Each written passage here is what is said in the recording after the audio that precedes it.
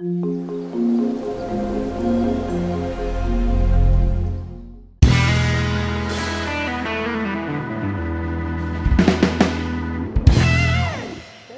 tout le monde, donc aujourd'hui on se retrouve pour une toute nouvelle vidéo.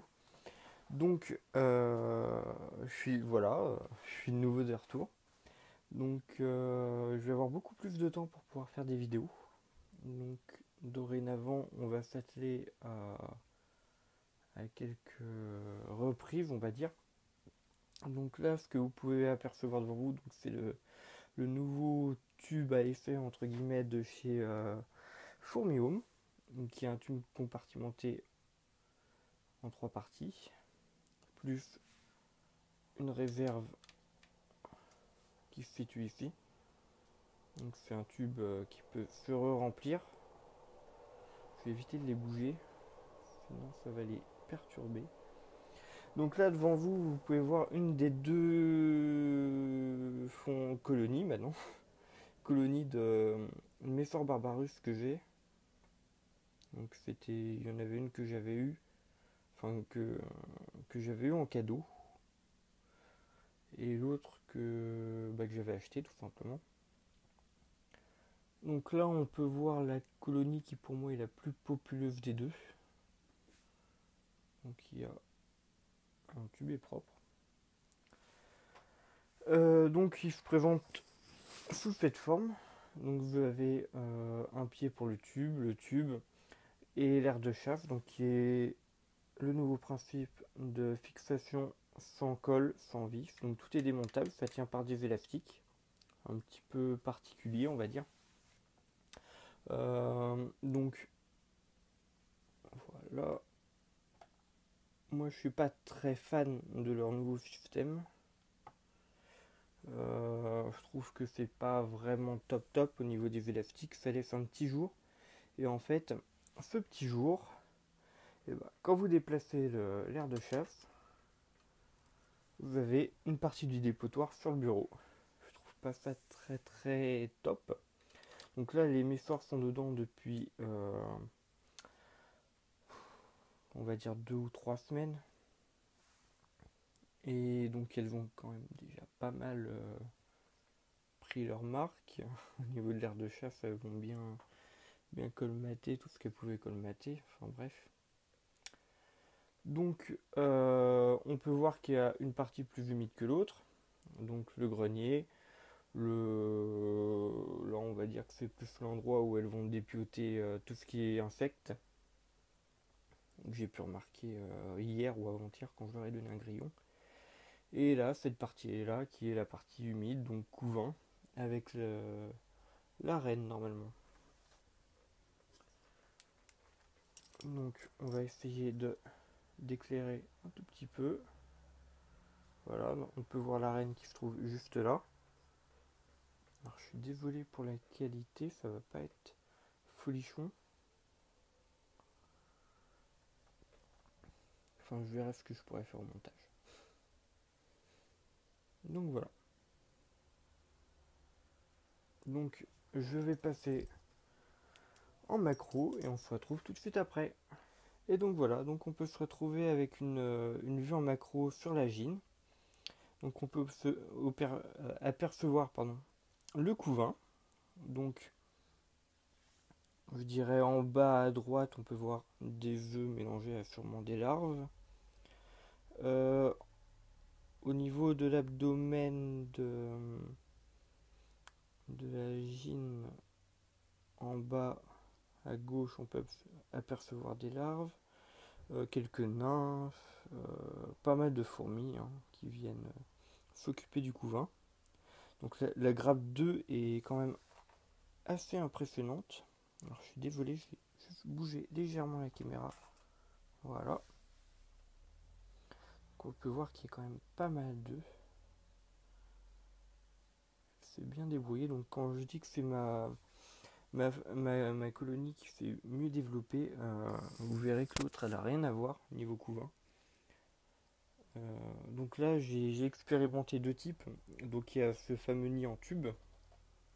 Et l'autre nid, j'ai récupéré le nid budding de mes messors minors. donc qui est également un nid de Formium, et j'en fais un peu. On va dire que j'ai jamais été très satisfait par ce nid au niveau entretien et développement des fourmis.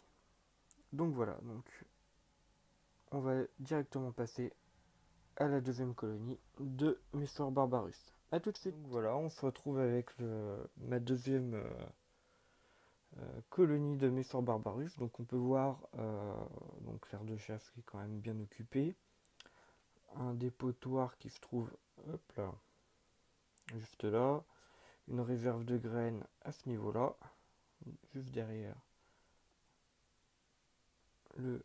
l'abreuvoir. Voilà. Donc pas mal de majors et de médias.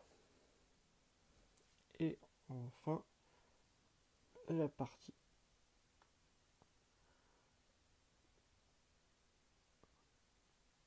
couvain. Hop là. Ah, je suis monté sur mon clavier. Hop. Voilà. Donc juste je vais juste bien faire la mise au point. On se retrouve tout de suite après. À tout de suite.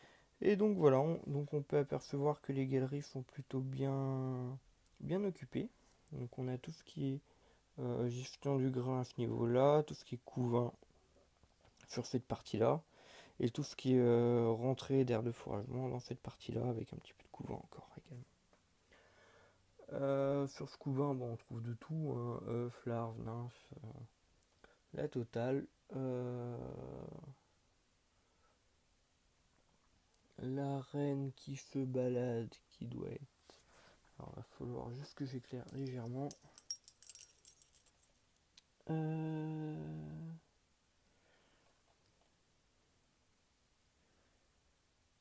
Et ben, je vais pas la voir. Ah, non, j'ai cru. Non, et bon, ah si, elle est là. Elle est dans cette cellule-là. Vous verrez peut-être pas. Ah si, voilà, on voit son abdomen. Voilà. Donc elle s'est plutôt bien développée. Donc j'ai refait les deux gines seuls. Donc sans œufs, sans rien, juste la gine. Il y a de ça, on va dire 6-7 mois.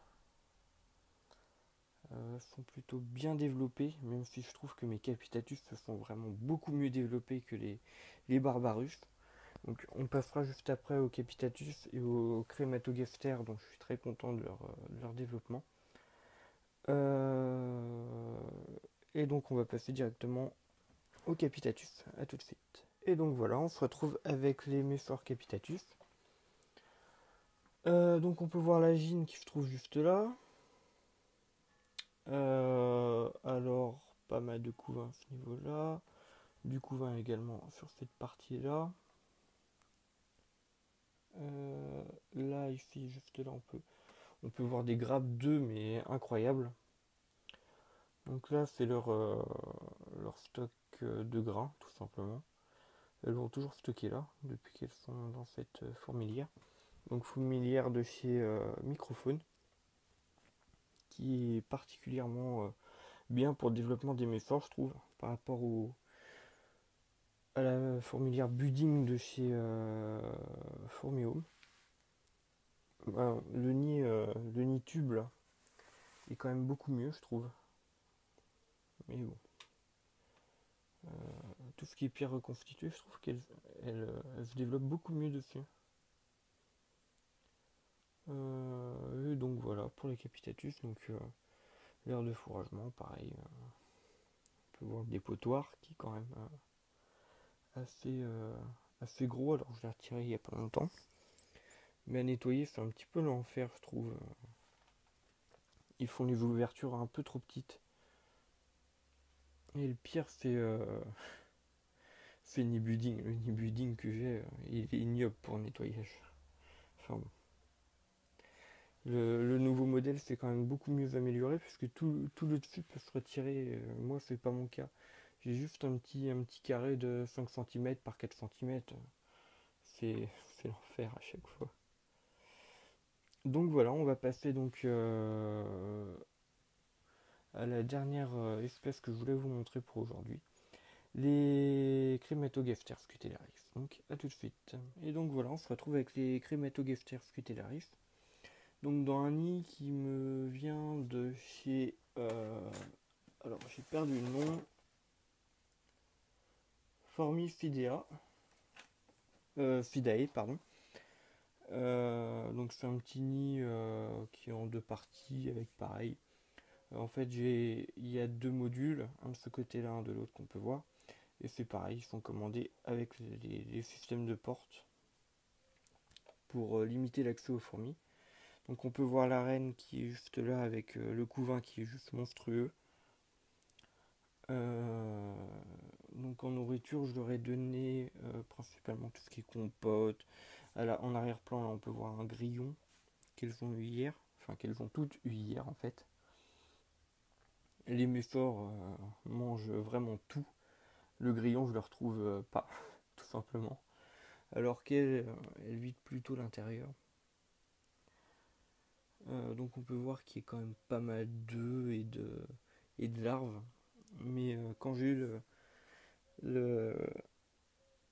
C'est pareil, quand je l'ai eu en gîne seul et elle s'est vachement bien développée. C'est la première fois que j'arrive à, à avoir une colonie, enfin une fondation aussi grosse chez les scutellaris. D'habitude, j'y arrive jamais. Tout ce qui est espèces hydrophobes, ça a toujours été un problème puisque j'aime bien les humidifier. Donc ça a été un petit peu, je pense, le point qu'elle devait pas trop aimer. Mais bon, là, je trouve que je me suis pas mal débrouillé. Donc,